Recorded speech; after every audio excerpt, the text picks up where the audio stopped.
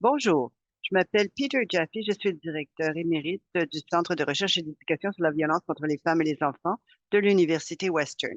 Au nom du projet Violence familiale et droits de la famille, l'héritage de l'espoir de Kira, partie 2, nous allons parler de la formation judiciaire sur la violence familiale, le renforcement de celle-ci.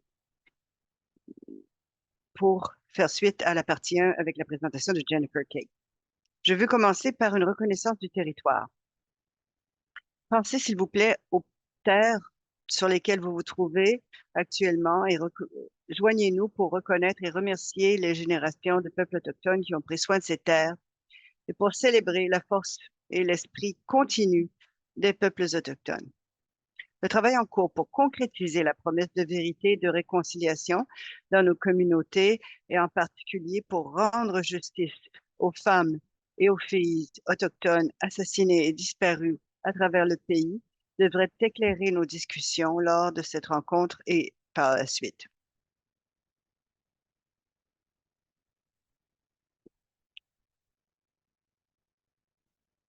Cette présentation est un événement violence familiale et droits de la famille. FVDF est un projet du Learning Network du Centre de recherche d'éducation sur la violence contre les femmes et les enfants. Ce projet est une collaboration des 5 centres de recherche de l'Alliance sur la violence conjugale à travers le Canada. Le projet est financé par l'Agence de santé publique du Canada et vise à améliorer les opportunités de formation de collaboration pour les spécialistes de la violence conjugale et les spécialistes du droit de la famille afin de mieux soutenir les survivantes de violences familiales dans leur engagement dans le secteur du droit de la famille. Vous pouvez consulter le site web de Violence familiale et droits de la famille où nous publions des mémoires qui sont des résumés de recherche sur des sujets particuliers pertinents pour servir les survivantes dans le système de droit de la famille. Il y a aussi des bulletins juridiques qui contiennent des courts résumés de décisions judiciaires récentes et des enregistrements de webinaires comme celui-ci. Donc, vous trouverez des résumés et le lien vers ces webinaires pour partager avec vos collègues. Dans le webinaire d'aujourd'hui, nous sommes heureux euh, d'être joints par 5 panélistes émérites. Erin Lee, directrice exécutive du Larnach Country Intervale House, l'honorable Ramona Gonzalez, l'honorable George Thompson, le professeur Nicolas Bala et l'honorable Fran Kittley. Je présenterai chacune d'eux plus en détail au fur et à mesure que nous poursuivons. Il y aura donc quelques remarques de par chacun, une dizaine de minutes, et puis par la suite, nous passerons à des questions et réponses. Pour demeurer informel, je parlerai à nos invités en utilisant leur petit nom pour demeurer donc amical. Notre première représentatrice est l'honorable Ramona Gonzalez, qui est juge de circuit de l'État du Wisconsin depuis avril 95. Elle est devenue la première présidente née à l'étranger de l'Association américaine National Council of Juvenile and Family Court Judges. Elle a fait partie du groupe de travail du Wisconsin sur la lutte contre la traite des êtres humains et est membre du comité judiciaire du Wisconsin sur la protection de l'enfance et du conseil consultatif sur la justice des mineurs du Department of Children and Families du Wisconsin. Nous l'accueillons aujourd'hui et je lui cède la parole afin qu'elle nous informe du renforcement donc des compétences du secteur judiciaire quant aux affaires de violence conjugale aux États-Unis. Merci, Peter. Je suis ravie d'être avec vous ici aujourd'hui. C'est un sujet qui me tient à cœur. Le renforcement des compétences en matière de violence conjugale est une manière importante pour nous d'offrir la justice à nos familles. J'ai eu le plaisir de participer en tant que membre donc du corps professoral il y a 25 ans déjà dans un cours donc qui traitait justement le renforcement des compétences en la matière. Au Canada, il y a des défis et aux États-Unis, il y a encore des défis plus grands car il y a 50 tribunaux donc étatique et chacun ayant sa façon de faire les choses. Mais on a découvert que si on réunissait les juges en se concentrant sur les outils nécessaires et si on fait une immersion, une expérience sur un jour et plus, il y a des moments de révélation qui se produisent qui peuvent être également difficiles, car nous savons que l'enjeu de la violence conjugale peuvent conduire au traumatisme, pas seulement pour ceux qui la vivent, mais de manière secondaire également. Alors, pour le conseil des juges des tribunaux de la famille là-bas, nous avons avec le bureau du Wisconsin, donc sur euh, les enfants et la famille, ils ont compris l'importance de ce renforcement des compétences. Le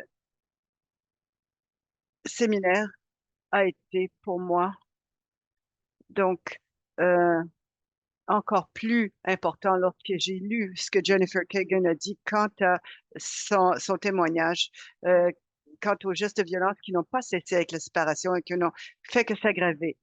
Kira a été utilisé comme outil pour me mettre le grappin dessus. Alors souvent, il faut faire davantage que simplement écouter, réagir de la part d'un juge. Il faut comprendre, il faut voir comment les choses se passent lorsque les gens comparaissent. Les agresseurs sont uniques dans ce cas-ci, car ils peuvent être manipulateurs et charmants. Et une réponse réfléchie de la part des juges est nécessaire pour savoir comment traiter les cas. Le programme qu'on a été en mesure de développer a étudié les pratiques exemplaires en formation judiciaire, car pour former les juges, il faut prendre une perspective différente. Il ne s'agit pas d'universitaire, il s'agit du caractère donc profond, de l'intégrité des juges, leur permettre de participer à la formation et d'avoir une compréhension réfléchie et de vivre avec les animateurs comment le mieux incorporer les apprentissages. La connaissance même n'est pas suffisante. Le juge doit comprendre profondément qu'au sein de l'indépendance judiciaire et de euh, la structure, le juge doit quand même tenter de comprendre de manière plus profonde. Et les juges sont intéressants, évidemment. C'est un groupe qui veulent faire du bon travail. Nous sommes motivés par notre compétence et nous sommes gratifiés par celle-ci. Donc, il est important pour nous de ne pas simplement connaître les choses, mais de pouvoir appliquer les connaissances et de renforcer celles-ci.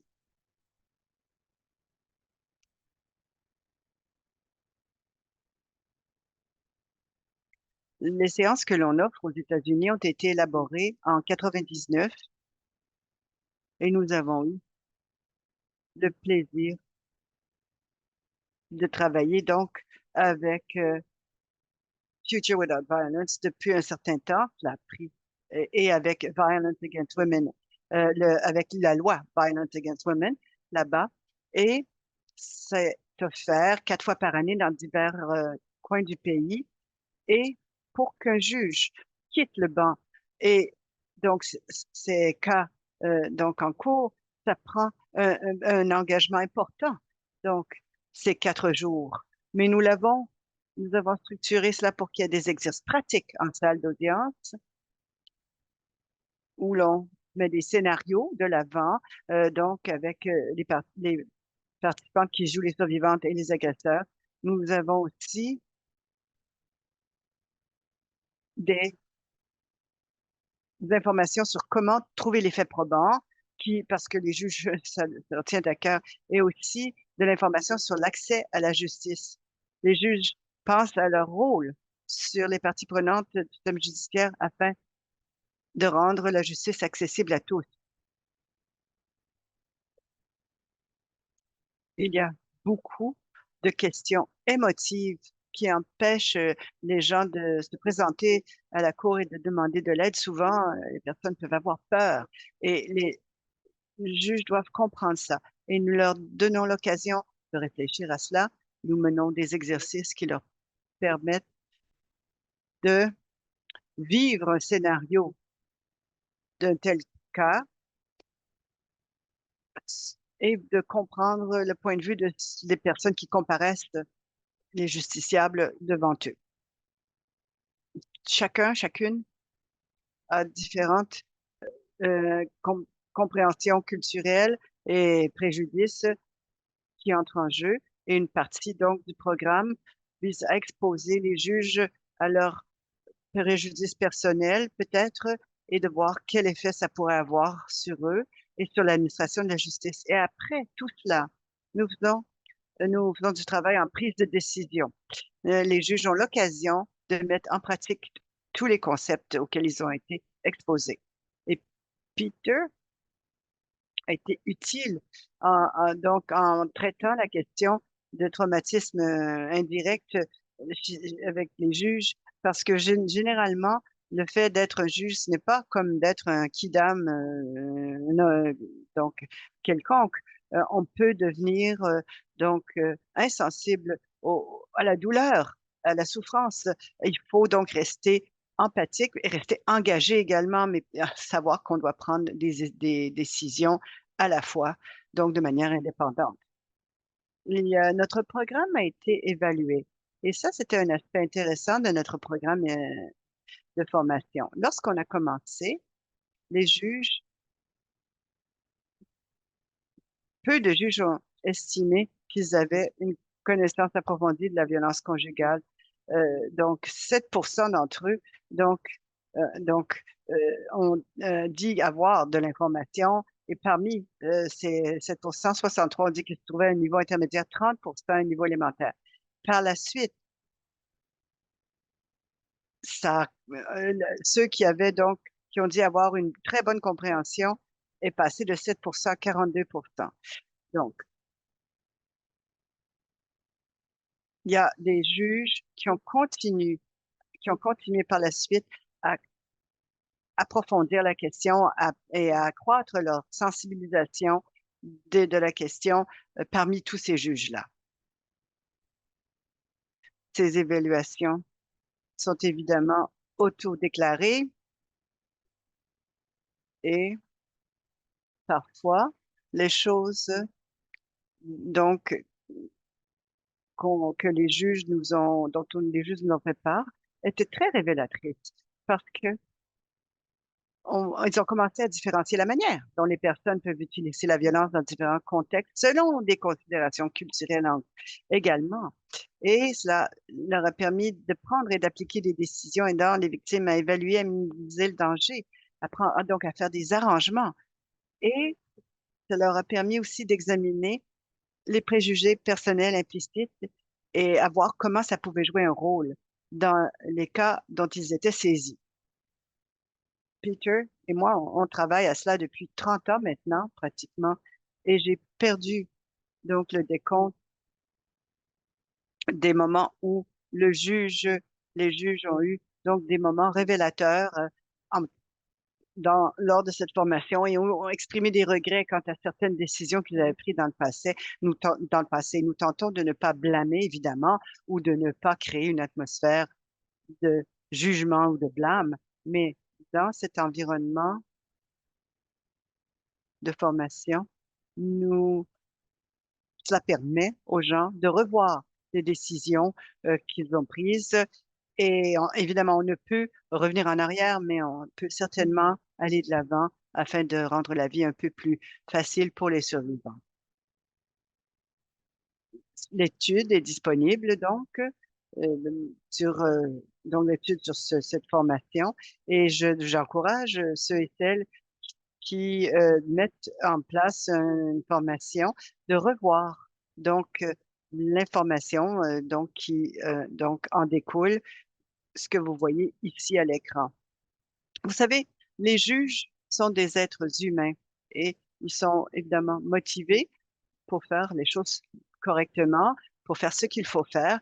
Et parfois, les tragédies dont Jennifer Kagan a parlé, donc, sont remplies sont percutantes.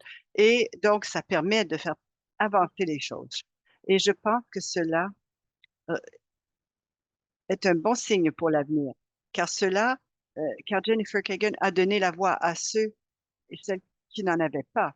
Et il nous incombe, nous, les juges, d'entendre ce message et de travailler ensemble pour faire de ce système qui a un effet sur les familles et les personnes partout au Canada, aux États-Unis,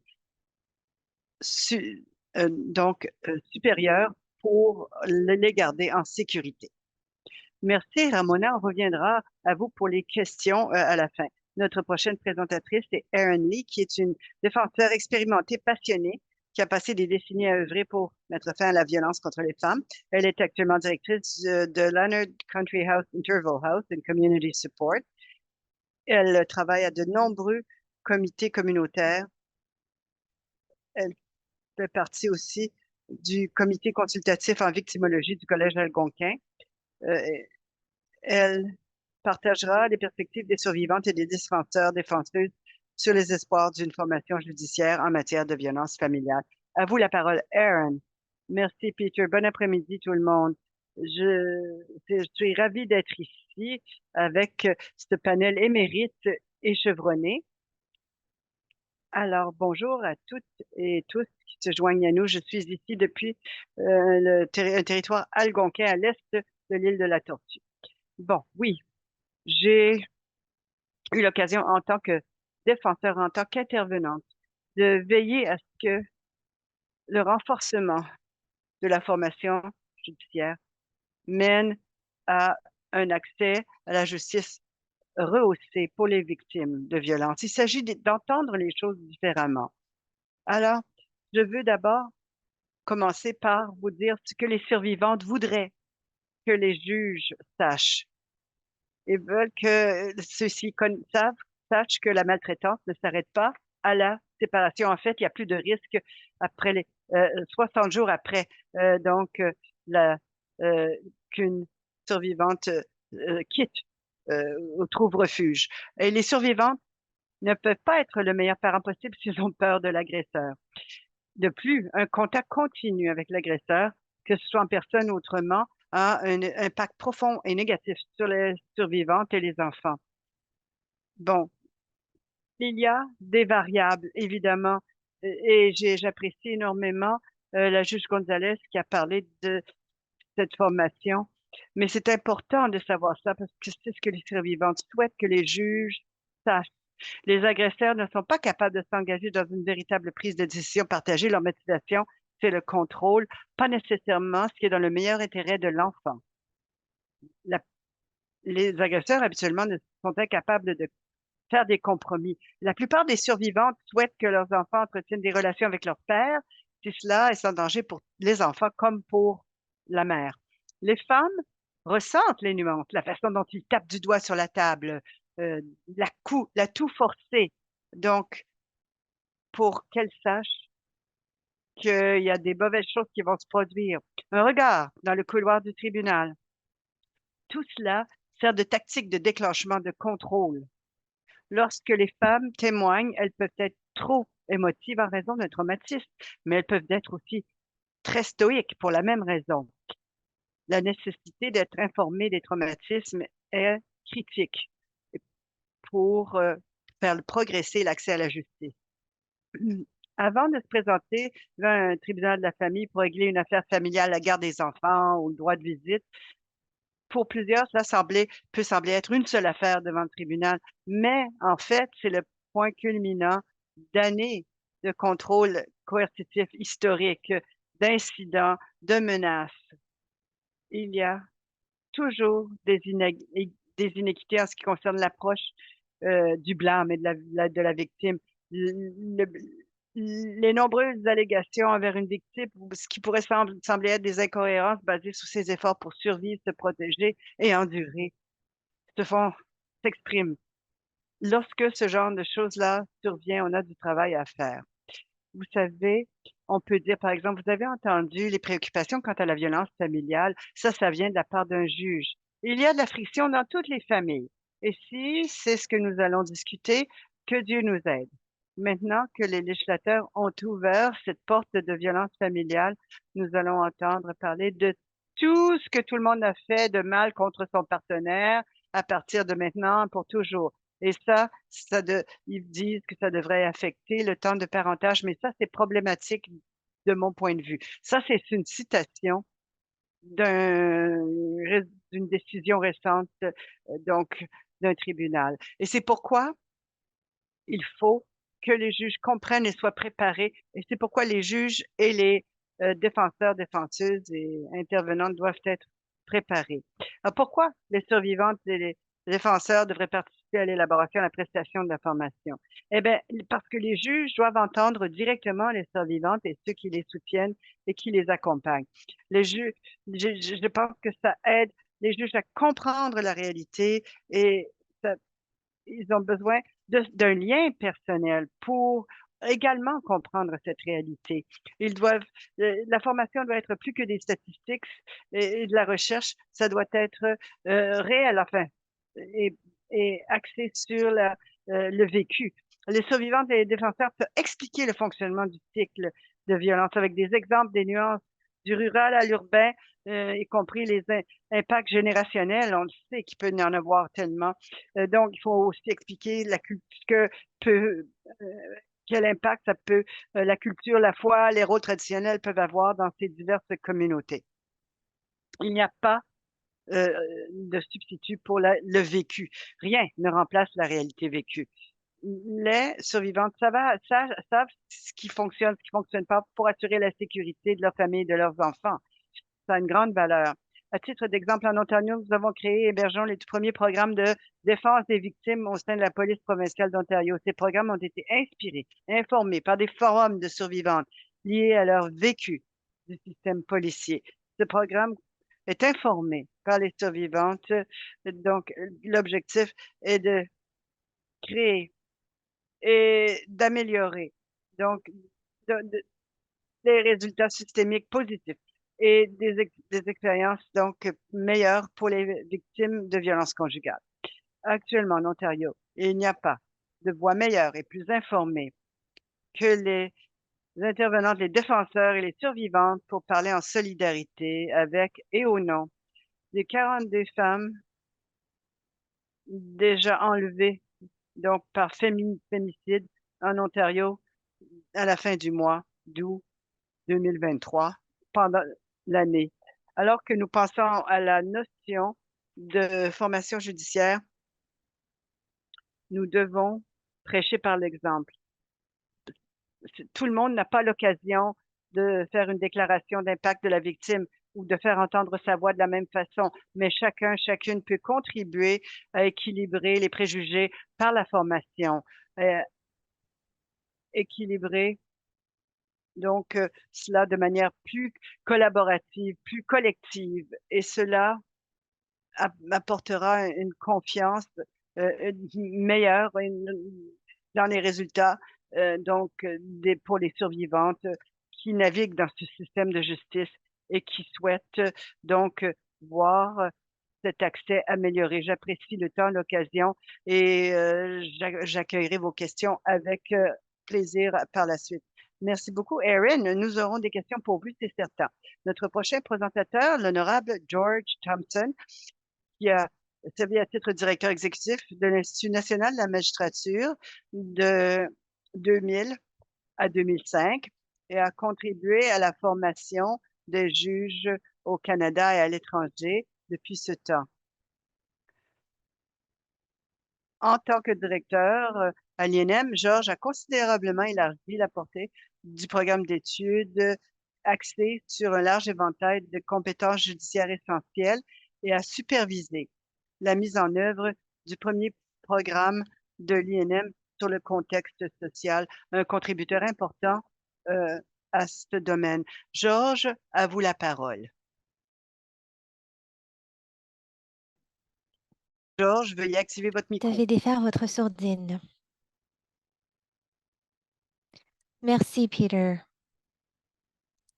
Tout d'abord, je me joins à Ramona en reconnaissant la défense des droits de Jennifer Kagan pour défendre cette loi au niveau fédéral et aussi en Ontario.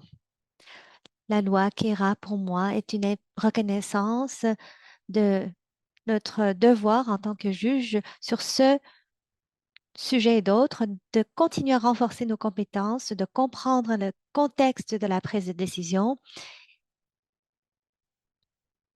Et je reviens à cette question. Mais tout d'abord, comment fonctionne l'organisation judiciaire au Canada?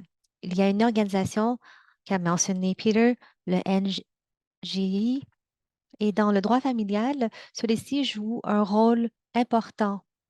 Il y a une autre organisation qui vise à éduquer les avocats du droit familial, mais beaucoup de cette éducation est fournie par les tribunaux individuels pour leurs juges.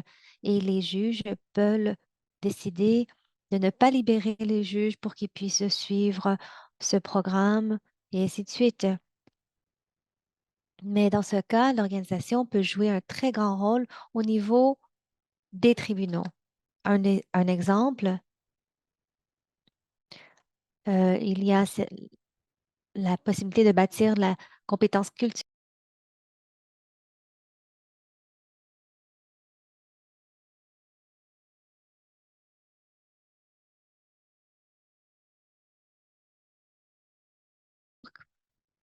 qui sont axées sur des cours individuels.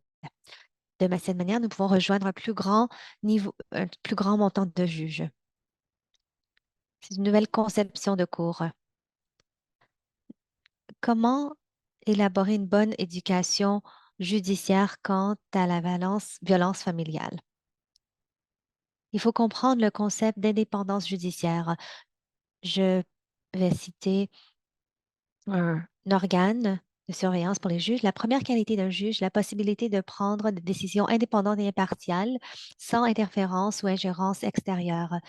Malheureusement, de nos jours, vous pouvez vous tourner vers la Cour suprême du Canada, pardon, des États-Unis, et vous pouvez voir que ce n'est pas nécessairement le cas. Cela crée des défis. Cela veut dire que les juges peuvent être isolés. Il y a peu de rétroaction, sauf les appels occasionnels.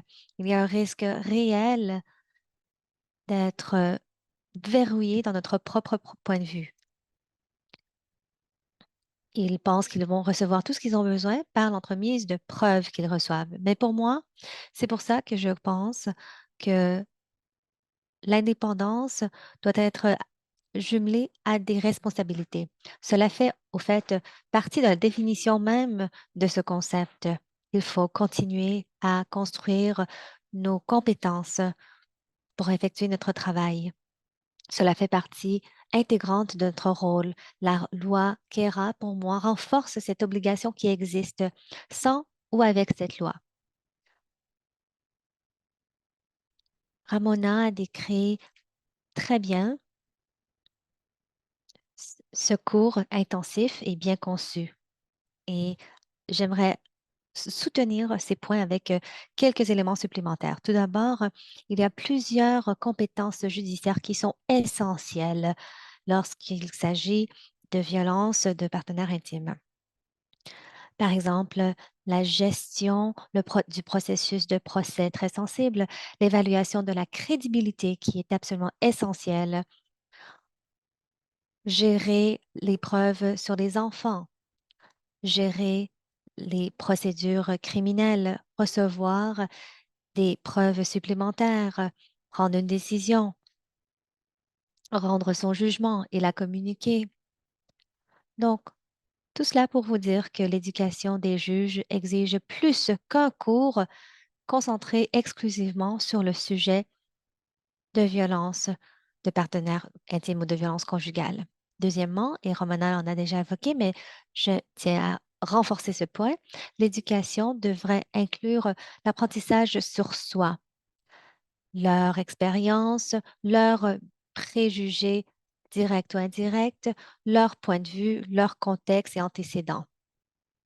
Un bon jugement vient non pas de prétendre d'être impartial, mais plutôt il vient d'une compréhension de nos propres antécédents et de la mettre à l'épreuve. Donc, c'est un petit exemple. J'ai fait partie d'un cours au INM et les juges avaient parfois retardé le contact avec les agences de protection des enfants alors que le juge pensait qu'il l'aurait fait. Ils ont manqué de recevoir les expériences vécues directes. Mais pourquoi? Eh bien, c'est compréhensible. Le principe d'indépendance judiciaire veut dire que la conception de l'éducation doit être dirigée par les juges. Je n'ai aucun problème avec le gouvernement qui vise à identifier les domaines essentiels. Au moins, ils peuvent fournir des ressources pour nous soutenir, n'est-ce pas? Mais le risque d'ingérence à l'indépendance est trop grand si le gouvernement joue un rôle plus impliqué. Il faut que cette éducation soit dirigée par les juges, pour bien concevoir le programme dont Ramona vient de décrire, par exemple. Ils vont utiliser une méthodologie bien précise et présentée d'une manière où nous allons pouvoir réellement affecter les comportements des juges. Donc, il faut inclure, par exemple, les personnes qui ont une expérience directe en matière de violence conjugale, pas seulement des consultants. Et Aaron vient de nous montrer pourquoi ce point de vue-là d'expérience vécue est si importante. Il faut que Ben Cross a été à votre dernier webinaire. Elle a présenté ce cours à l'INM. Comme Ramona l'a dit, il faut poser la question aux juges en éducation de se livrer à des tâches très précises qui va leur permettre d'identifier les éléments et les exposer à d'autres points de vue et répéter le processus, idéalement. Quatre éléments finaux et si le temps nous le permet, nous pourrons en discuter plus tard. Tout d'abord, tous les juges ont besoin de cette éducation, pas seulement les nouveaux. Deuxièmement, l'éducation doit faire partie d'un programme complet, pas seulement un cours ponctuel. Troisièmement, et c'est un point très important, les juges doivent pouvoir être libérés afin de suivre cette formation.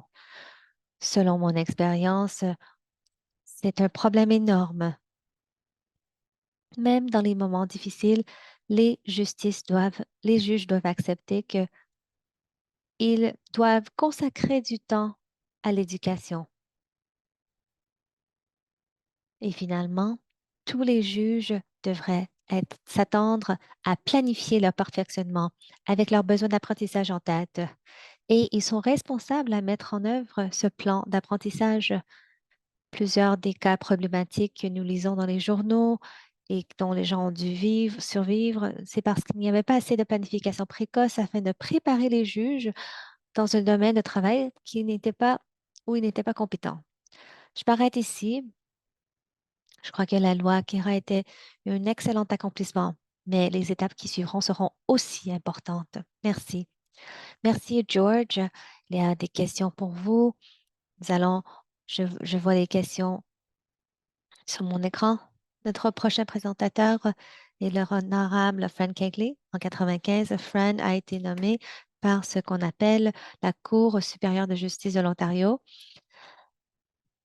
Elle a pris sa retraite en 2021. Durant la plus grande partie de ses 45 ans, Fran Kitley s'est occupée d'affaires relevant du droit de la famille. Elle a participé à la mise en œuvre de programmes sur le contexte social de l'INM et plus récemment, le l'élaboration du programme sur les compétences culturelles. Bienvenue. Merci, Peter. Bon après-midi. Est-ce qu'on me voit?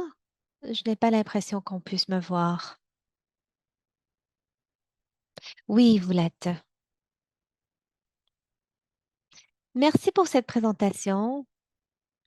Je précise.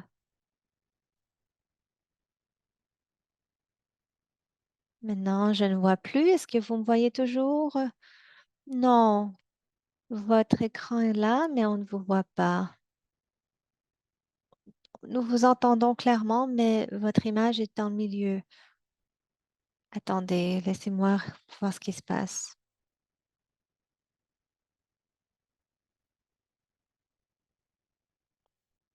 Je ne peux pas résoudre le problème, donc je vais continuer mon exposé. On vous entend parfaitement.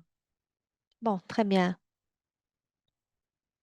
Dans la présentation de Peter, on a dit quand j'étais juge. Moi, j'étais avocate en 1976. Donc, pour le droit familial a beaucoup évolué dans les dernières décennies. Avant de commencer mon exposé, je dois dire que les points de vue que je partagerai sont seulement les miennes et non pas mes anciens tribunaux. En tant qu'avocate et ensuite en tant que juge, j'ai constamment été impliquée dans le perfectionnement professionnel continu. Je vais évoquer mon rôle en tant que consommateur, présentatrice et organisatrice. Et je vais aussi expliquer pourquoi je suis optimiste sur les juges nommés fédéralement quant aux euh, compétences nécessaires pour diriger les dossiers, et surtout dans les cas de violence conjugale. George vient de s'exprimer. Je connais George pendant toujours. Nous avons beaucoup collaboré lorsque j'étais avocate et nous avons continué cela lorsque je suis devenue magistrate. George a toujours été créatif et novateur en matière de prestation de formation judiciaire. Et il serait d'accord avec moi. Beaucoup a changé depuis le début de son implication auprès de l'INM. Je vais commencer par quelque chose d'assez ésotérique, le Conseil judiciaire canadien. Il s'agit d'un organe national qui inclut les juges ainsi que les juges adjoints de tous les tribunaux fédéraux. Et les premières 10 ou 15 ans en tant que juge, il paraît que le Conseil n'avait pas joué de rôle dans l'éducation judiciaire. Cependant, cela a beaucoup changé. Fin 2017, nous avions un nouveau juge en chef de la Cour suprême du Canada. Et la première chose qu'il a fait, c'est d'être impliqué dans la priorisation de l'éducation judiciaire. En 2018, le Conseil canadien judiciaire a élaboré une politique très importante pour la première fois depuis que je suis devenue juge, comme quoi la compétence et la diligence sont des prérequis à la- l'administration des services de justice. Et par ailleurs, KNM devrait concevoir un programme afin d'aider les juges à être conformes. À l'époque, en 2018, le Conseil avait dit les juges à toutes les étapes de leur carrière doivent avoir un plan de perfectionnement professionnel, mais surtout les juges avec moins de 5 ans d'expérience. Peu après, en septembre 2020, le ministère de la Justice, le ministre fédéral à Ottawa, a présenté un projet de loi sur l'agression sexuelle. Si vous vous en rappelez, c'était un projet de loi qui avait semé la controverse. Comment euh, le- quant à l'expérience de leur système de justice. Cela a mené à un amendement du Code criminel et de la loi sur les juges. C'était un format très semblable à ce qui s'est passé à l'époque avec la loi Kera. Après cela, après cette loi sur l'agression sexuelle, le Conseil a pris une autre étape énorme en matière de leadership en 2022. Il a eu une entente avec le ministère de la Justice, comme quoi il reconnaissait le fait que le perfectionnement professionnel précoce était essentiel. Juge George en a mentionné. De plus, que les nouveaux juges étaient, devaient obligatoirement participer à un séminaire la première année et non pas les premières 5 années. Le Conseil a augmenté son engagement envers la transparence de partager avec le public la nature de leurs travaux. Donc, tout cela, c'est le contexte dans lequel a évolué le Conseil canadien de la justice.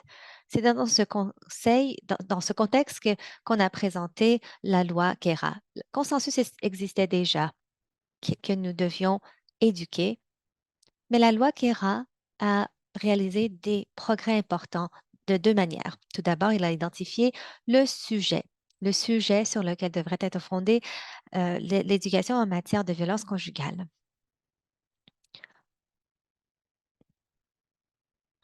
Dans le contexte social. Le deuxième jalon tournant, c'était qu'il exigeait le Haut Conseil de soumettre un rapport annuellement sur le séminaire qui aurait été présenté. Quant aux exigences de création et d'élaboration de rapport, en mars, il pourra sortir son premier rapport, mais le rapport avait déjà été produit. Les justices et les, et les juges en chef euh, avaient déjà embarqué. La première diapo vous le montre déjà.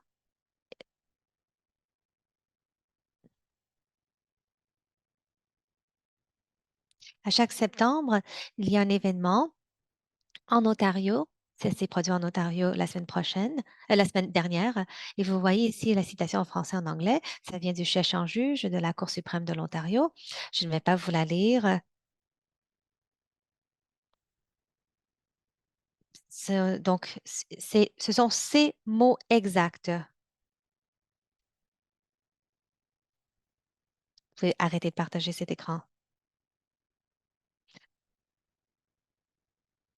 Donc, tout cela pour vous dire que l'importance du conseil au cours des 6 dernières années, nous avons des dirigeants qui sont engagés envers l'importance du perfectionnement à vie. Deuxièmement, c'est l'INM, George Thompson et bien entendu Nick, parce que l'INM a répondu aux défis, continué à élaborer des programmes incroyables pour les juges. Dans mes premières années en tant que juge, il y avait un panel de 3 ou 4 experts, incluant des juges et des universitaires qui étaient ce qu'on appelle des têtes parlantes. L'INM est maintenant un chef de file en matière de prestation de formation judiciaire et comme juge l'a mentionné, il fournit des programmes afin d'explorer des façons créatives d'apprendre, incluant donner une voix aux expériences vécues.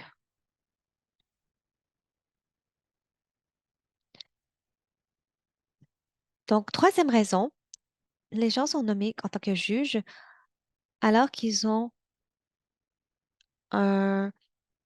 démontré cette motivation de poursuivre leur perfectionnement professionnel. Ils ont déjà montré, lorsqu'ils étaient avocats, cet engagement. Je vais rapidement parler des tribunaux familiaux. Mais avant cela, j'aimerais répondre rapidement aux propos du juge Gonzalez et Darren. Dans les commentaires de la juge Gonzalez, elle a mentionné à Jennifer Kagan qu'un juge lui avait dit que la violence conjugale n'était pas pertinente au parentage. Jennifer Kagan, son histoire des tribunaux a commencé en 2018, 2019, 2020. Croyez-le ou non, c'était la loi. Ce n'était pas un malentendu de sa part. Cela a changé en mars 2021, lorsque la loi sur le divorce fédéral a été changée au niveau provincial, comme quoi la violence familiale était maintenant, devrait maintenant être considérée en matière euh, de parentage. Et Aaron a dit récemment que maintenant que la législation a ouvert la porte de la violence familiale, personnellement, je suis déçue. Je suis optimiste qu'avec une formation, avec juge en chef Morris et Thompson, que ce genre de commentaires ne pourra pas être localisé. Je termine en disant que je suis optimiste concernant l'avenir de l'éducation judiciaire. Nous pouvons répondre aux besoins euh, des personnes que nous desservons et je conclus en vous disant, en vous laissant notre optimiste. Je suis consciente que l'auditoire inclut des personnes de partout au Canada. Mes commentaires ici sont concentrés sur l'Ontario. En 77, la loi, la Cour unifiée a été présentée. L'objectif d'un un tribunal unifié était de rassembler dans un tribunal tous les enjeux.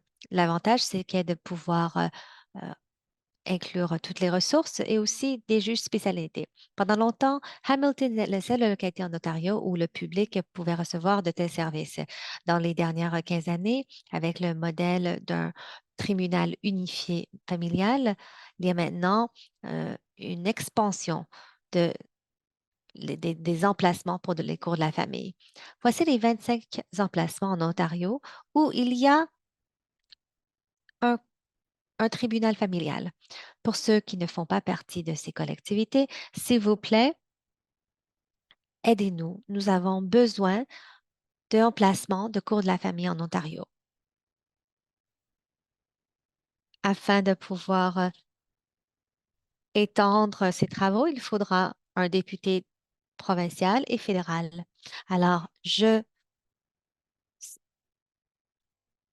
vous plaît, contactez vos députés provinciaux et fédéral. Merci, Peter. Merci, Fran. Je reviendrai à ce point un peu plus tard pendant la période des questions. Je vois que les questions sont déjà en train de se manifester. Notre prochain présentateur, Nicolas Bala. Nick. Nick est au département de droit à l'Université Queen. Il est aussi expert canadien sur les questions juridiques liées aux enfants, aux jeunes et à la famille dans le système judiciaire. Ses travaux ont été cités par tous les échelons de juridiction, y compris la Cour suprême du Canada. Il a souvent été invité à présenter des programmes de formation continue pour les juges, les avocats et les spécialistes de la santé mentale. Bienvenue, Nick. J'ai hâte d'entendre votre exposé. Merci beaucoup, Peter. Comme les autres, je commence par reconnaître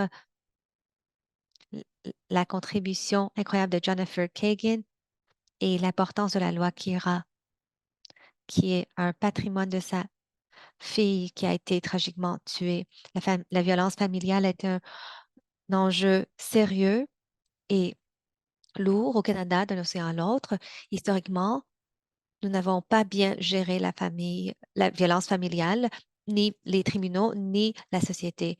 Il y a amélioration au cours des dernières 15 années et comme Fran l'a dit, même au cours des 5 dernières années, il y a eu des progrès montés en flèche. Le, la loi sur le divorce, sa mise en vigueur a été un jalon important. Euh, Peter a aussi évoqué un cas de la Cour suprême du Canada, à savoir les... Donc, même si la violence a arrêté, ce n'est pas terminé. Nous avons encore beaucoup à faire. Nous avons des changements effectués dans le système judiciaire, tant pour les juges que pour les avocats.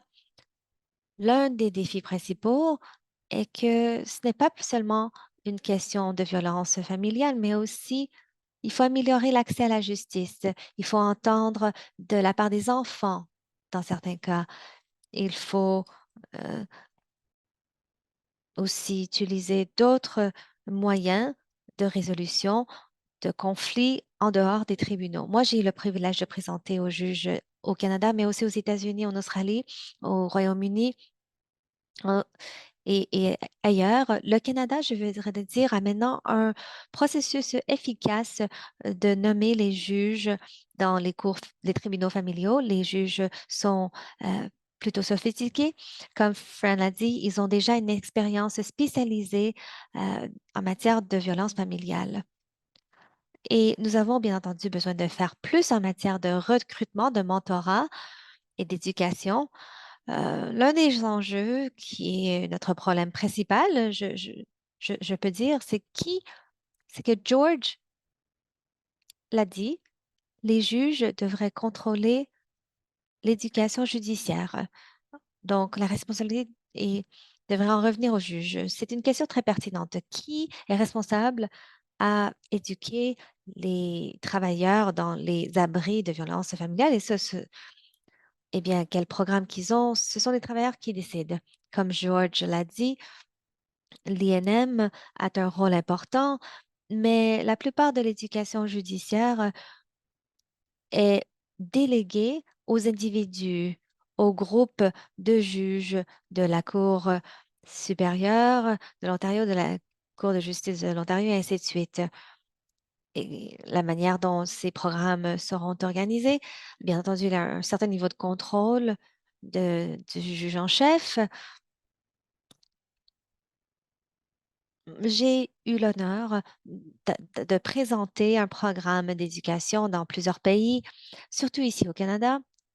Et les gens me disent, pourquoi toi, Nick?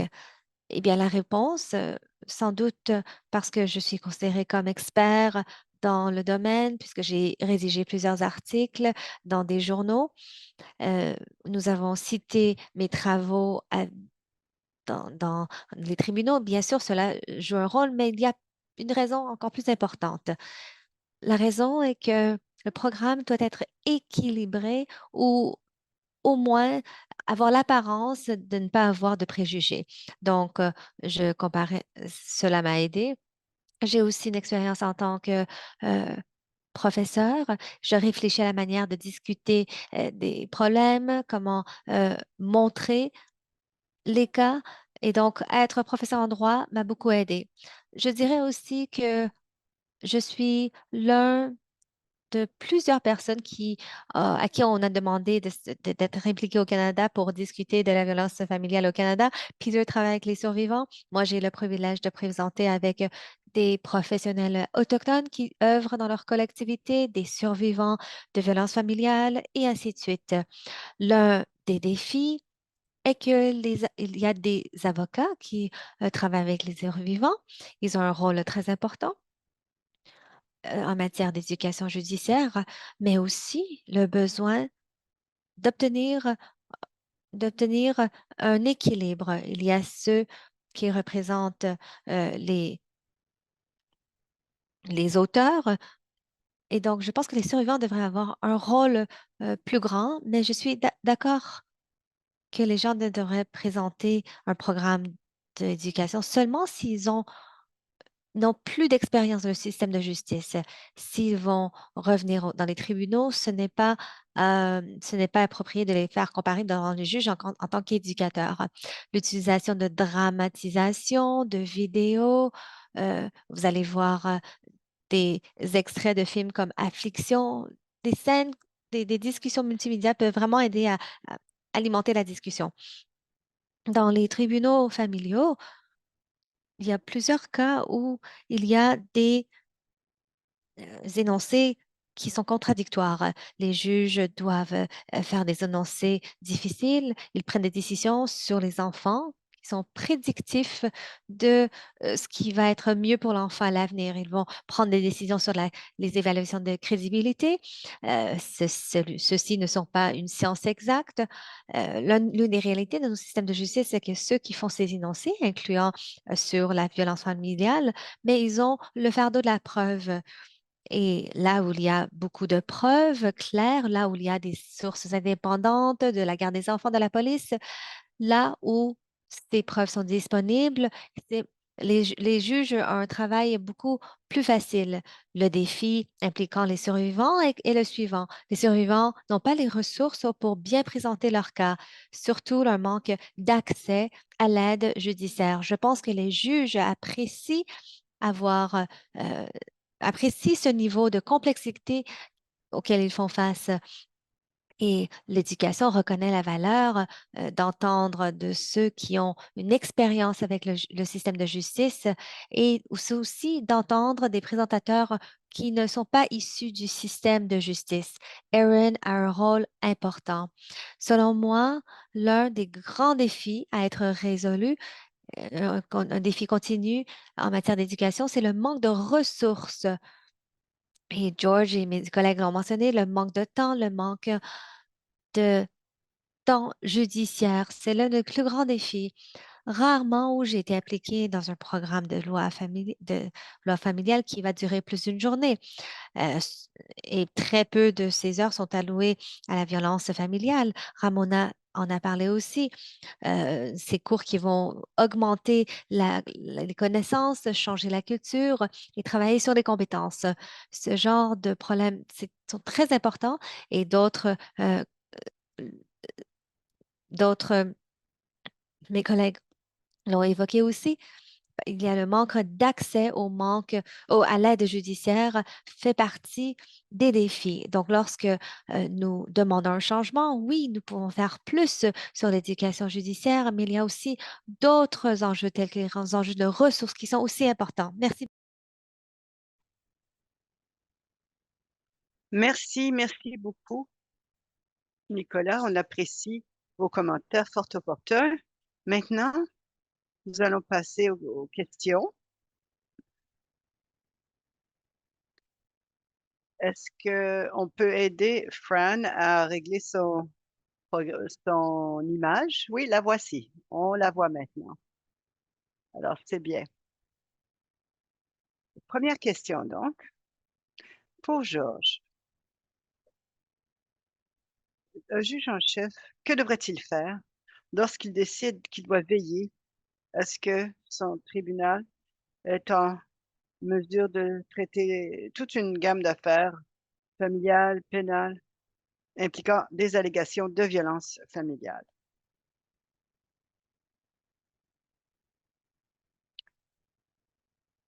George,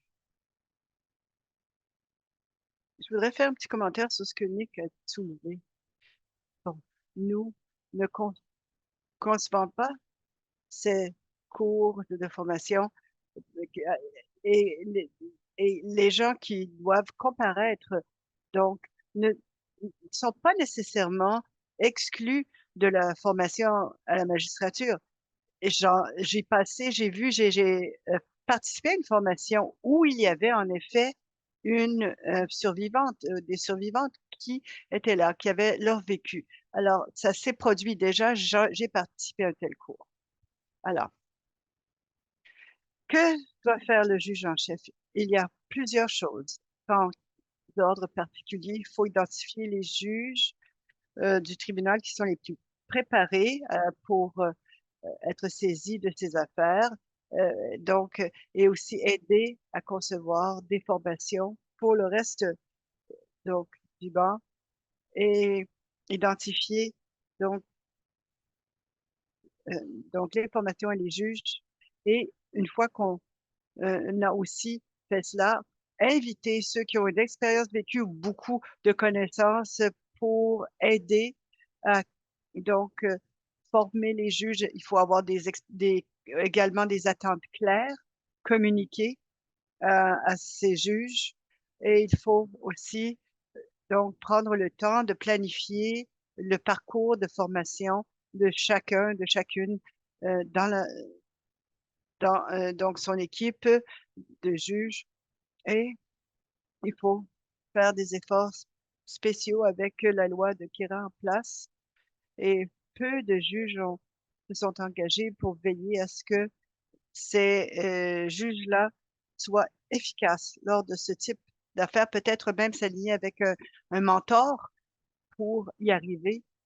Et les juges en chef doivent avoir une redevabilité à l'interne pour avoir une entrevue annuelle avec chaque juge pour identifier son plan de formation, voir où il faut encore travailler et offrir d'une façon ou d'une autre une certaine rétroaction quant au juge, à la juge, donc pour l'aider à devenir la meilleure juge ou le meilleur juge possible.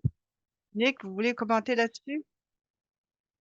Oui, je suis tout à fait d'accord avec l'idée d'avoir une gamme de présentateurs. Les bons programmes ont ce genre de choses, offrent ce genre de choses. Une des préoccupations, c'est que si on a vraiment peu de temps, donc c'est plus préoccupant. L'enjeu dont on a parlé, il faut le temps et les ressources pour avoir un tel programme de formation en place. Ça, c'est absolument critique. Et le juge en chef doit veiller à cela. Et je crois que l'intervention doit se faire aussi de la part de nos politiciens. Nos politiciens doivent donner des ressources adéquates au système de justice, y compris la formation de la magistrature, mais aussi pour l'aide juridique et ainsi de suite. Les juges en chef sont là. Bon, ils entendent les gens qui disent on a besoin de plus de formation et de l'autre côté, ils disent on a besoin d'accès aux tribunaux, nos affaires donc euh, sont refusées parce qu'il n'y a pas assez de temps. Parce que il y a trop de congestion dans les tribunaux. Et je voudrais revenir à Fran un instant parce que George a soulevé un enjeu concernant la redevabilité. Une fois que la formation est lancée, comment est-ce que les juges doivent être redevables? Donc, à part du fait qu'il faut des ressources et le temps. Je vais répondre à cela très brièvement du point de vue euh, des ressources. Les gens, donc les juges doivent avoir assez de ressources. Le temps, évidemment, n'est pas infini. Et le tribunal de la famille, c'est de trois filières. Il y a du travail au criminel, au pénal, au civil et au familial. Moi, si j'étais un juge en chef aujourd'hui, j'aurais besoin de un tiers de juges de plus. Euh, il y a seulement un nombre fini d'heures et de jours. Il y a évidemment la violence familiale, il y a d'autres affaires aussi qui prennent du temps. En plus, avec la pandémie, on a pris du retard et maintenant on essaie de se dépêcher pour donc euh, tenter de régler les pas. Quant à la redevabilité, depuis que je suis juge, et je le suis toujours, je crois que le manque de redevabilité de la part des juges est désolant et ne doit pas être toléré. Pendant longtemps, le seul résultat pour un juge auquel dont on faisait rapport au Conseil de la magistrature, c'était de perdre son emploi, perdre. Donc, il n'y avait pas de mesures disciplinaires graduelles ou d'étapes qu'un juge en chef pouvait prendre pour traiter de la chose. Heureusement, ça a changé. Comme le leadership du Conseil canadien de la magistrature a changé, il y a récemment eu des changements législatifs où nous allons avoir en place un système graduel dans, donc, règlement des enjeux de performance. Par exemple, lorsqu'il y a de l'inconduite mineure qui ne mérite pas la perte de l'emploi, on peut passer à de la formation. La formation à l'interne peut-être, des excuses également. Euh, bon, toute la question de redevabilité de la magistrature va changer bientôt. Merci, Fran. Je reviens à un autre sujet. Ramona? On a entendu le mot crédibilité dans plusieurs contextes et ce qui se passe quant à la violence familiale derrière porte close. Et peut-être il n'y a pas de fait d'éléments de preuve médicaux et comment le juge parfois peut faire des constatations donc, eh bien, c'est la substance, en fait, de ce que le travail d'une juge. Euh, donc, euh, Tous les jours, nous entendons des tas d'affaires et nous devons juger de la crédibilité de ceux qui comparaissent devant nous. C'est particulièrement difficile si on a des préjudices implicites en place. car si ce qu'on entend, c'est par la lentille de ce qu'on souhaite entendre, on ne verra pas, bon, la vérité derrière la vérité qui se cache. Et c'est un peu compliqué pour dire simplement que les juges doivent être formés, ils ne sont pas toujours formés parce qu'on parle toujours de leur expérience, mais ils doivent être formés quand, pour tenir compte des traumatismes et de comment une personne ayant des traumatismes peut se présenter et la difficulté de raconter, de faire son récit de A à Z sans variation. Et beaucoup de juges et de sociétés ont doute ont une norme de crédibilité qui ne s'applique pas aux personnes souffrant de traumatisme. Les juges dans mon administration, ceux qui ont participé au renforcement des compétences de la magistrature, commencent à avoir donc des meilleurs réflexes, mais le- l'époque où c'était un instinct qui dit la vérité ou non, c'est terminé, cela, il faut être beaucoup plus évolué. Est-ce qu'ils sont formés? Pas officiellement, devraient-ils l'être absolument? Alors, il y a eu des discussions et des questions concernant l'importance de l'expérience vécue des survivantes qui, et nous avons une question d'une avocate qui est survivante elle-même et qui se pose la question. Donc, au fait de se présenter elle-même en se fondant sur son vécu. Est-ce que c'est important donc pour les juges, pour les survivantes évidemment, mais y a-t-il des dangers de préjudice en entendant la cause des survivantes? Voilà de très bonnes questions.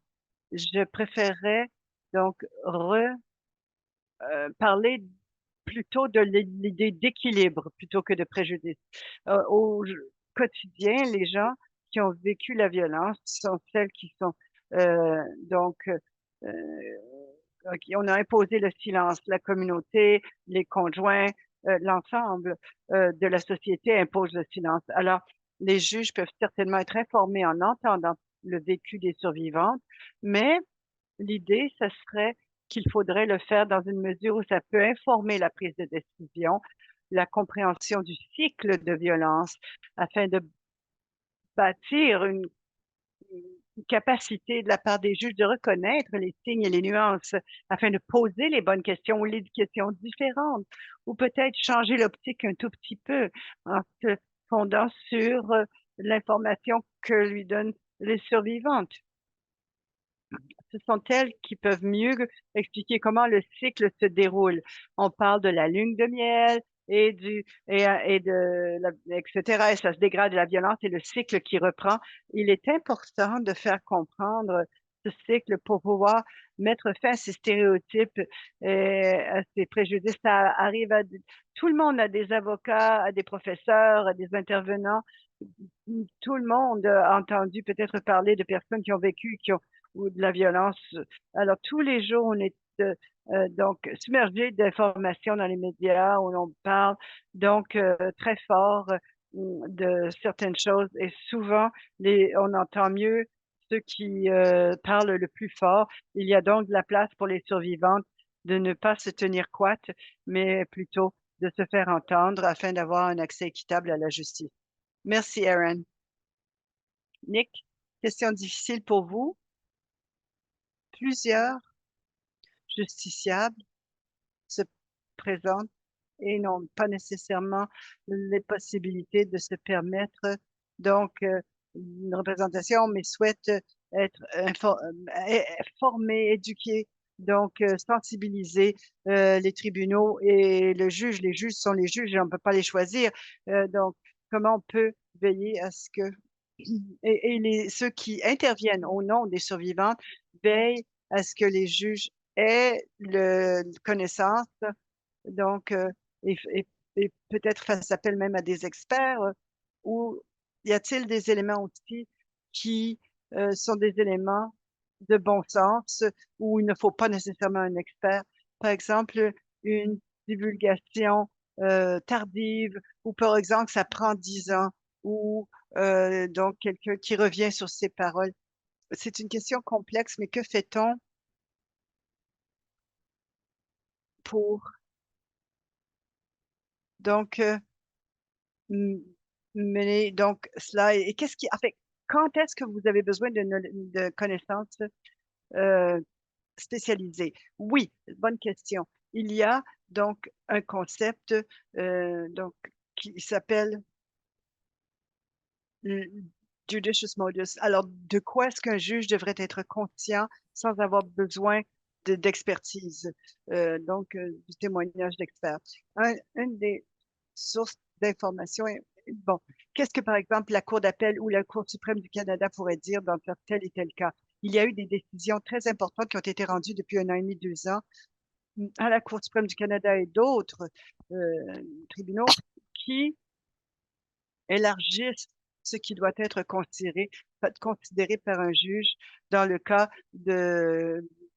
d'affaires de violence conjugale. Et les avocats doivent connaître, savoir cela, doivent comprendre tout cela. Moi, j'ai des appels d'avocats parfois ou qui traitent de ces affaires et qui ne connaissent pas la jurisprudence. Ce n'est pas seulement les juges, ce sont les avocats aussi. Et beaucoup de ceux-ci ils sont surchargés, particulièrement s'ils font du travail de représentation à d'accès, enfin, d'aide juridique. Et si, donc, même le concept du modus est peut-être même controversé.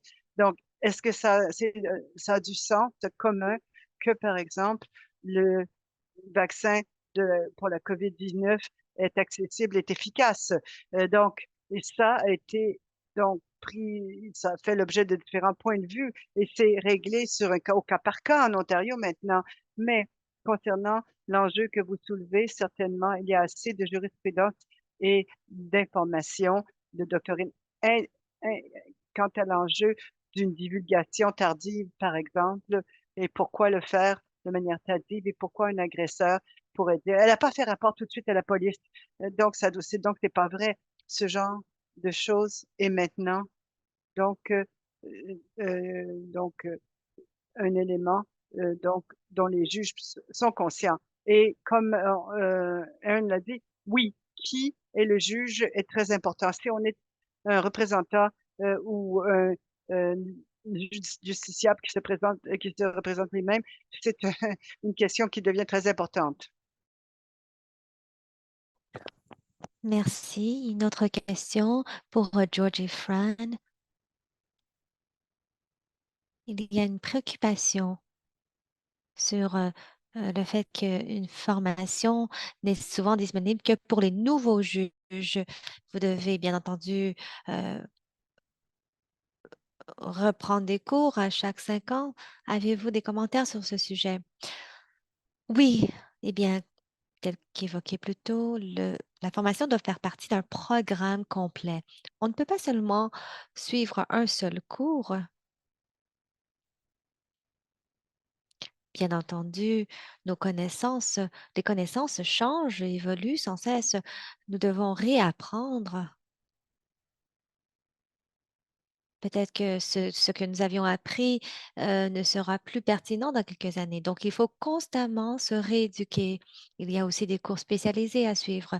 Donc, pour moi, nous devrions s'engager à vie si les juges veulent être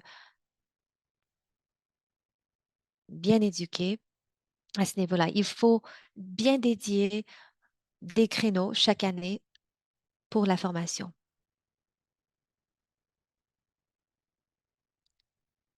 Bon, tout d'abord, sur cette histoire de 5 ans, tel que mentionné plus tôt, cela a commencé en 2018 lorsque le Conseil a pris un rôle de leadership et a pris une position sur les nouveaux juges.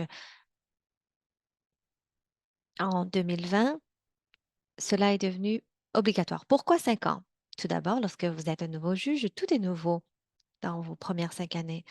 Après un peu plus d'expérience, généralement, vous allez bien vous installer dans votre poste. Par exemple, pour certains juges, après 5 ans, ils vont comparaître dans les tribunaux. Ils ont l'air très expérimentés. Je vais choisir un sujet, par exemple, sur le droit de l'insolvabilité. C'est un droit très particulier pour les gens qui font faillite. Il, il y a beaucoup de personnes qui se concentrent sur le droit criminel. Nous avons beaucoup de cas de droit criminel. Et après,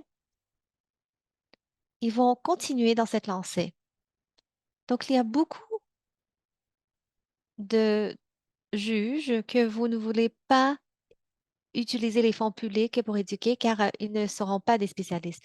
Mais pour ceux, bon, quand je dis mentionné en 2018, le Conseil canadien s'est engagé envers le perfectionnement à vie. Et moi, j'espère qu'au fur et à mesure que le temps avance, que les juges en chef pourront pouvoir préciser encore davantage. Merci. J'ai une question pour Erin. Il y a souvent plusieurs procédures judiciaires où la main gauche ne sait pas ce que la main droite sait. Il y a les procédures de droit familial et ensuite de survivants avec différents juges. Tout est en silo.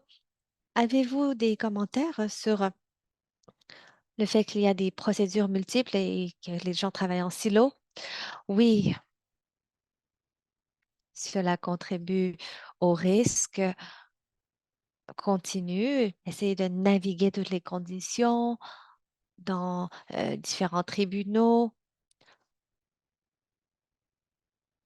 Nous avons eu un certain niveau de réussite. Nous essayons de signaler les dossiers, certains dossiers, pour savoir qui se trouve dans différents tribunaux pour différentes situations. Donc, il s'agit d'un plan d'atténuation des risques afin de pouvoir accroître la sécurité. Je navigue pour ma part souvent ces risques avec les victimes. Cela peut être frustrant on se sent dévalué. Euh, Cela contribue aussi à un choix d'avancer ou pas. Et cela peut avoir un effet négatif selon ce que trouvent approprié les tribunaux ou les avocats. Et parfois, on ne peut pas avancer car les conditions ne sont ne sont pas propices. Donc, il y a beaucoup d'atténuation de risque. Il y a souvent aussi une confusion sur les choix qui doivent être faits. Et malheureusement, souvent, nous aboutissons à des conséquences qui pourraient être palliées plus tôt. Oui, c'est très intéressant, une dynamique intéressante, car il ne s'agit pas seulement des utilisateurs du système des tribunaux, mais aussi pour les juges. Nous ne savons pas ce que font les autres juges dans d'autres tribunaux. Et donc, il peut être difficile d'obtenir tous les faits afin de pouvoir rendre un jugement. Les cas de droit criminel peuvent imposer des conditions de libération qui auront une incidence sur mes cas de droit familial. Mes collègues ont tendance à rendre des jugements sur des cas comme si c'était des cas complètement différents. Dans un euh, cas de violence familiale, euh, bon, pour le droit criminel, ils vont dire il n'y a pas de tactique. Donc souvent, nous sommes pris entre les deux, pris entre différents tribunaux, différents points de vue, différents juges. Il faut assurer une communication. Il faut que la main droite puisse parler à la main gauche. Cela est essentiel. J'aimerais rebondir sur ce commentaire. Cela fait partie du système des tribunaux actuels à Toronto qui peut sembler un peu fou. Il y avait un cas à Toronto de parentage de soutien à l'enfance. Donc, tous ces éléments étaient réunis, mais quelque chose s'est produit et la société d'aide à l'enfance était impliquée. Ensuite, nous avons ce protocole. Est-ce que nous devons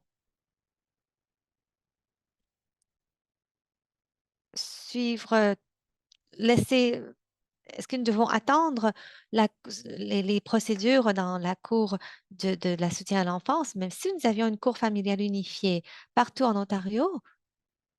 cela ne se produira pas.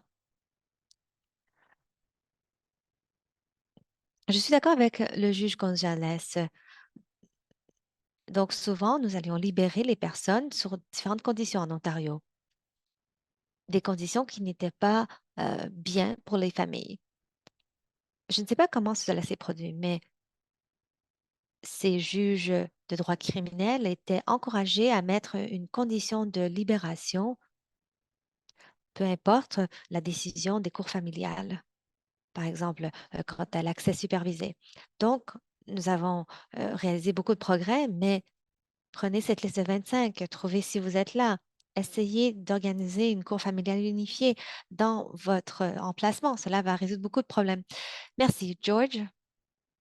Je ne veux pas terminer sur une note négative, mais lorsque j'étais impliquée dans la conception de ces cours, il y avait un cours sur la gestion des cas de violence familiale et nous avons dû gérer les droits, les cas de droit criminel. Et ensuite, nous avons essayé de faire la moitié de juge familial, moitié droit criminel, comment gérer les deux tribunaux.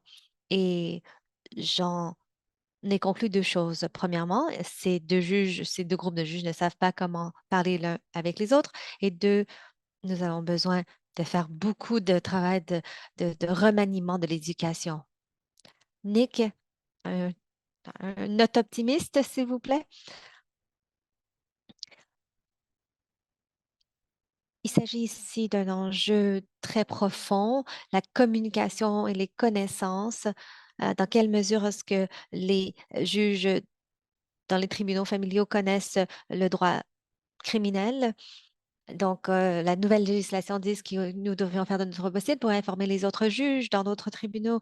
Mais comme Fran l'a mentionné, en Ontario, il y a des efforts de formation. Donc, il faut former les gens dans notre système. Des changements systémiques ont été identifiés, par exemple la Cour familiale unifiée. À Toronto, nous avons un programme d'in- de cours intégrés sur la violence conjugale, donc pour que les équipes puissent travailler ensemble, cela fonctionne bien. Tout cela exige, bien entendu, une volonté politique afin de réunir toutes les parties prenantes. Et je dirais aussi, nous avons évoqué la chose, mais surtout en Ontario et dans d'autres provinces, le Québec aussi, le Canada, nous n'avons pas de législation qui permet un ordre sur la violence domestique, alors que dans les autres provinces, ce n'est pas le cas. Et donc, il y a une période essentielle de séparation, de pouvoir recevoir, euh, d'exclure un auteur potentiel, de recevoir cette ordonnance d'un cours. En Ontario, nous avons désespérément besoin de ce genre de loi sur une ordonnance rendue dans la période de transition. Nous pouvons apprendre d'autres provinces, mais aussi des États américains. Dernière question, et nous allons devoir terminer.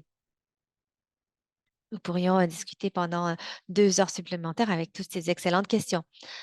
Un thème qui émerge sans cesse dans le QA, c'est le contrôle et comment est-ce que les juges comprennent le cours de contrôle. Il s'agit d'un nouvel élément de la loi sur le divorce. C'est aussi intégré dans la loi provinciale et territoriale dans la plupart des cas.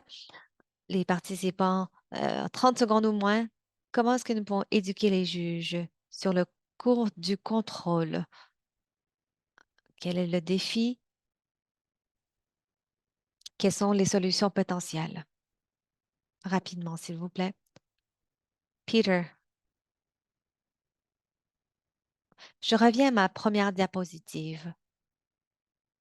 Que la semaine dernière, la Cour de l'Ontario a dit que la formation sera fournie sur le cours de contrôle. Je ne sais pas à quoi ressemblera ce cours, mais l'engagement est là. Nick et George. Moi, j'espérais, Peter, qu'il y aura une aide audiovisuelle, des exercices, des exercices pratiques De cette manière, les juges pourront voir ce qui peut se passer euh, dans les maisons, parce que lire un morceau de papier, ce n'est pas la même chose que de comprendre l'expérience réelle de ces personnes et de les montrer aussi. Nick, c'est en sourdine.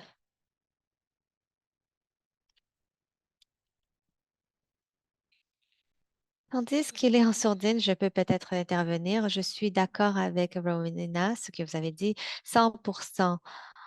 Et en commençant par la définition, commençant par des alertes, des avertissements, il faut bien les documenter. Quelles sont les étapes que nous pouvons prendre pour interrompre le contrôle, surtout du point de vue judiciaire, si cela se passe dans les tribunaux même. Et je veux aussi dire que nous avons besoin d'être euh, ouverts au fait d'avoir des survivants et des militants à la table afin de d'éclaircir cette discussion, non pas pour prescrire quoi que ce soit, prescrire le rôle d'un survivant, mais de les inviter à la table de discussion pour réduire l'intimidation du système qui souvent est celui qui va créer une oppression. Et je pense que cela peut être une action à prendre. Désolée, Nick, j'ai utilisé le temps pendant que vous étiez en sourdine. Nous allons perdre le branchement bientôt. Il va falloir se passer à la dernière euh, diapo. Avant de terminer, je souligne pour tous les participants que si vous avez des idées, vous les partagez des commentaires, une rétroaction. L'INM a un lien sur leur site web. Ils recherchent justement une rétroaction. C'est l'occasion de faire partager vos commentaires et ce lien sera partagé dans le clavardage et vous voyez aussi à l'écran. Malheureusement, nous devons terminer. J'aurais espéré avoir 2 heures. J'aimerais organiser davantage de séances. Merci à nos présentateurs, à Mona, Erin, George, Fran et Nick. Merci pour cette discussion très enrichissante. Nous avons reçu encore beaucoup de questions, donc beaucoup de matière à réflexion qui va alimenter nos discussions à l'avenir. Merci aussi à nos interprètes francophones et merci aussi à tous les participants pour votre patience, tandis que nous travaillons sur des problèmes techniques. N'oubliez pas de compléter l'évaluation, le formulaire, et vous allez recevoir un certificat de participation et le lien sera automatiquement ouvert sur vos furteurs après l'événement. Nous avons hâte de vous voir tous au prochain événement. Merci encore une fois à Mona, Nick, George, Fran et Erin. Donc, on peut faire aussi un autre débriefage rapidement. Je vais vous envoyer un autre lien à votre courriel. Sinon, merci, bon après-midi, bonne journée, merci et à la prochaine.